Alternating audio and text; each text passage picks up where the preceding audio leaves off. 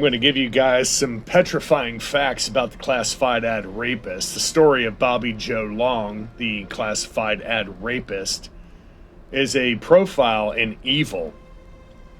Born into a dysfunctional family and teased mercilessly as a child due to a medical condition, Long would eventually grow up to be a broken, vicious man. During the early 1980s, Long haunted the beaches and hot streets of Florida as a serial offender. Long then graduated to murder, killing at least 10 women between March and November of 1984. Despite being tried and convicted back in the 1980s, Long's story's still not over. As a classified ad rapist, he sits at the center of the capital punishment controversy. So as you can imagine, he had a rather rough upbringing, as most of these psychos do. Although mostly closely associated with the Sunshine State, Bobby Joe Long was actually born in the small town of Canova, West Virginia, October 4th, 1953. Joe and Luella Long's baby boy was born different because of an extra X chromosome. Bobby Joe's body produced less testosterone than normal. During puberty, Bobby Joe began developing breasts, which made him an easy target for bullies.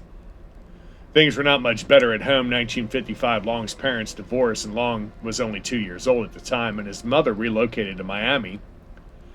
Bobby Joe and Luella had a very complicated relationship. On one hand, Bobby Joe loved his mother a little too much, for he slept in the same bed as her until he reached the age of adolescence.